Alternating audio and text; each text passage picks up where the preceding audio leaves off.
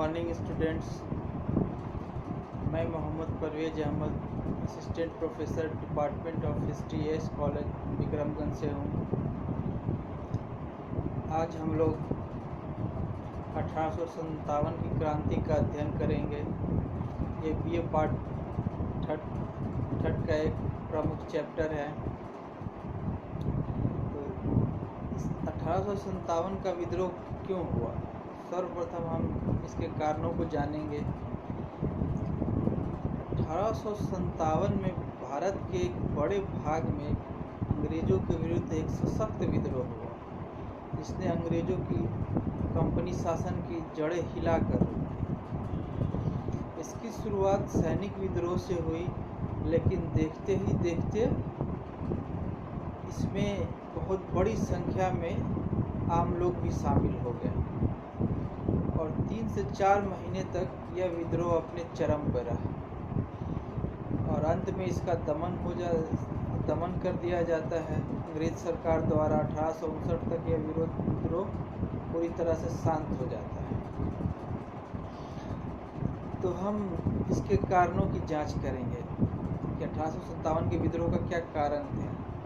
तो इसके विभिन्न कारण हैं। सर्वप्रथम हम लोग राजनीतिक कारण देखेंगे। राजनीतिक कारण के अंतर्गत भी कई कारण हैं। राजनीतिक कारण में सबसे प्रमुख कारण देशी रियासतों का समाप्त होना माना जाता है। धीरे धीरे कंपनी शासन द्वारा देशी राज्यों का अपने राज्य में विलय किया जा रहा था, उन्हें समाप्त किया जा रहा था। जैसे वारन हेस्टिंग्स के समय में रुहेलखंड और बनारस का विलय कंपनी में कर लिया गया। इतिहास से सदा के लिए उनको समाप्त कर दिया गया। कॉर्नवालिस से बारामहल डिंडीगुल का समापन कर देता है। इसी तरह वेलेस्ली 1803 में दिल्ली पर नियंत्रण स्थापित करता है और कई देशी राज्यों से नवाबों से वो सहायक संधि करता है और उन्हें झुका देता है, उन्हें समझौता करने पर मजबूर कर देता है। जॉर्ज बार्लो के काल में जाट राज्य का हमेशा के लिए विलय हो जाता है अंग्रेजी राज्य में। लॉर्ड हेस्टिंग्स के समय में सर्वाधिक देशी रियासतों का कंपनी शासन में विलय हुआ।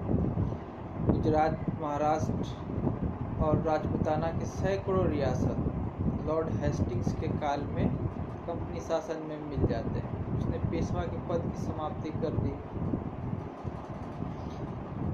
हिमाचल पर कब्जा कर लिया। इस तरह डलहौजी के आने से पहले लगभग भारतीय उपमहाद्वीप का 60% भूभाग कंपनी शासन के अंतर्गत आ चुका था। पेंटिंग मैसूर और उत्तर पूर्व के कुछ राज्यों का विलय करता है। एलनबरो 1843 में सिंध का विलय बहुत गलत तरीके से करता है। तो डलहौजी के आने तक 60% भारतीय रियासतों का विलय हो चुका था। तो जो बचे हुए थे वो बहुत डरे हुए थे कि अब लगता है उनकी बारी है। डलहौजी आता है, एक साम्राज्यवादी गवर्नर जनरल, सब उसकी नीति सबसे आक्रामक थी। उसका एक ही लक्ष्य था कि जो बचे हुए रियासत हैं, देशी राज्य हैं, उसका जल्द से जल्द कंपनी में विलय किया जाए, अंग्रेज सरकार के अंतर्गत उसको लाया जाए। तो उसके लिए उसने कई नीतियों को अपनाया, जैसे पेंशन उपाधि की नीति।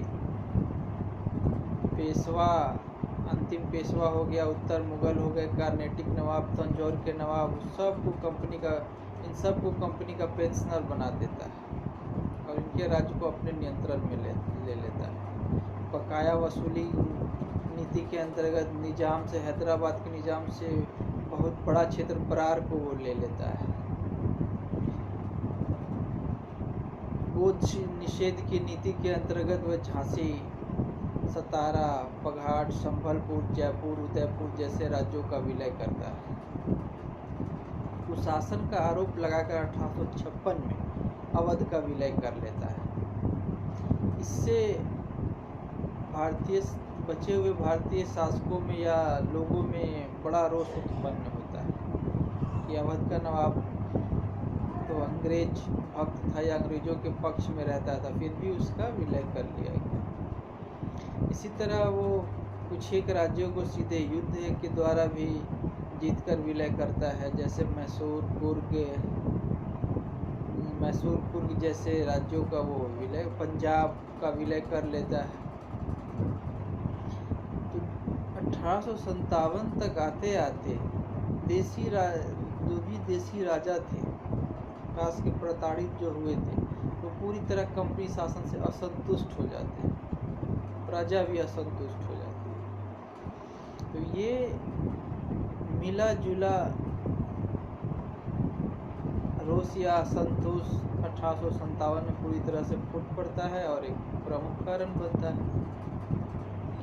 अब सामाजिक आर्थिक कारण के अंतर्गत सामाजिक धार्मिक कारण में प्रजातीय श्रेष्ठता की नीति बहुत प्रभाव डालती है, जो क्रांति का एक प्रमुख कारण बनता है। भारत में पहले से कई लोग आए, आर्य आए, ईरानी, तुरानी, तुर्की, मुगल आए, लेकिन वो भारत में आए, यहीं बसे और यहीं के होकर रह गए। यहाँ की सभ्यता संस्कृति को उन्होंने अपनाया, लेकिन अंग्रेज कभी भी भारत को अपना देश नहीं समझे। वो यहाँ के लोगों से, यहाँ की संस्कृति से हमेशा दूरी बनाए रखते हैं और अपने आप को श्रेष्ठ समझते हैं, नस्लीय आधार पर, प्रजातीय आधार पर और सभ्यता के आधार पर। और यहाँ के लोगों को हर जगह नीचा दिखाया जाता है। भावनात्मक रूप से भी, धार्मिक रूप से भी भारतीय आहत थे बहुत लंबे समय से, और विद्रोह का एक ही कारण बनता है।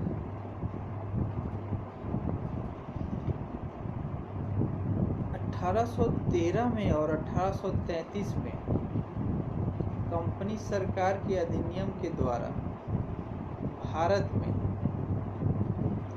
ईसाई मिशनरियों को प्रचार करने की इजाज़त दी गई और भूमि खरीदने या व्यापार करने की भी इजाज़त दी गई।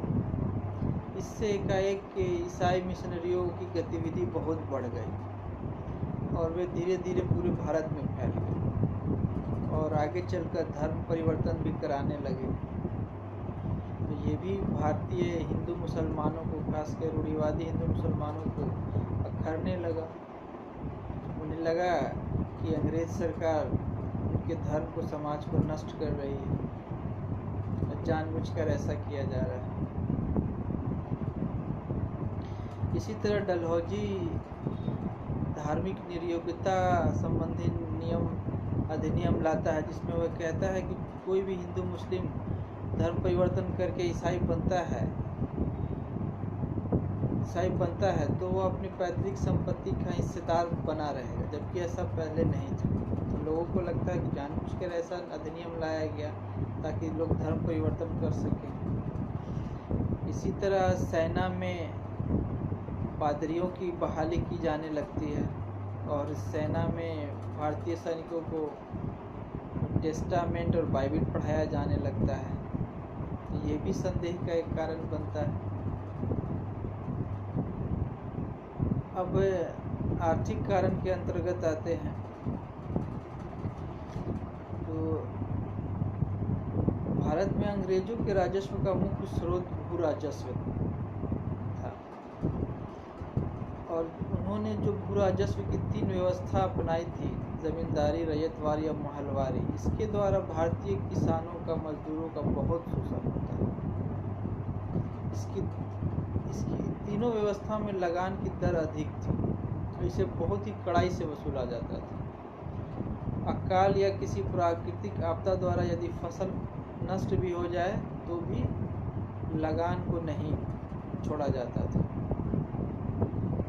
किसान धीरे धीरे भूमिहीन हो गए और बहुत ही निर्धन हो गए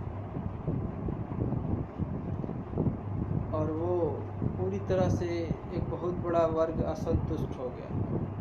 विद्रोह का एक ये भी कारण बनता है। और अंग्रेजी सरकार की नीति ऐसी थी कि वो अपने उद्योग धंधों को बढ़ावा देती थी और धीरे धीरे एक योजना के तहत यहाँ के घरेलू या छोटे उद्योगों को, कुटीर उद्योगों को नष्ट कर दिया गया। इससे भारत में बेरोजगारी, गरीबी, निर्धनता बहुत चरम पर पहुँच गई थी। तो आर्थिक कारण भी विद्रोह का बहुत बड़ा कारण बना। अब सैनिक कारण को देखते हैं। अंग्रेजों की सेना में 86% भारतीय सैनिक थे और मात्र 14% यूरोपीय सैनिक थे। लेकिन भारतीय सैनिक सेना में रह के ये जान गए थे कि वो कितनी भी बहादुरी, ईमानदारी दिखाएं, वो सैनिक से अधिक नहीं हो सकते। बहुत तो जमादार, हवलदार तक वो जाते थे। एक ही कार्य के लिए यूरोपीय सैनिकों को अधिक वेतन दिया जाता था, जबकि भारतीय सैनिकों को कम दिया जाता था।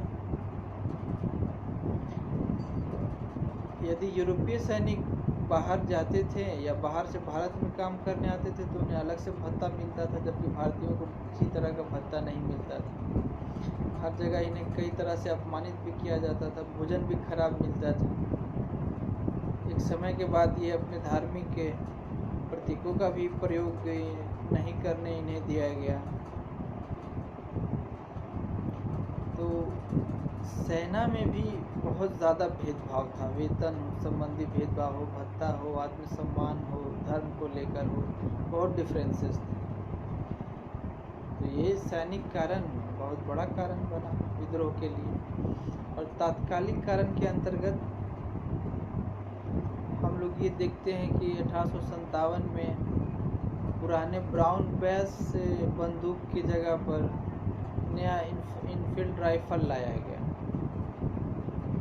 जिसके बारे में ये अफवाह थी कि इसमें जो कारतूस भरा जाता है उसमें गाय और सूअर की चर्बी का प्रयोग है। और इसे इनफील्ड राइफल को चलाने से पहले इसमें जब गोली भरते थे तो इसके दांत से काटना होता था।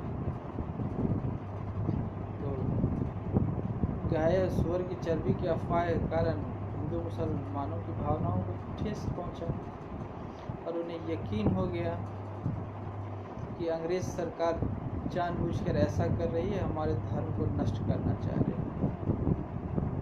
तो 1857 तक अनेक कारण संचित हो चुके थे। राजनीतिक, सामाजिक, धार्मिक, आर्थिक, सैनिक,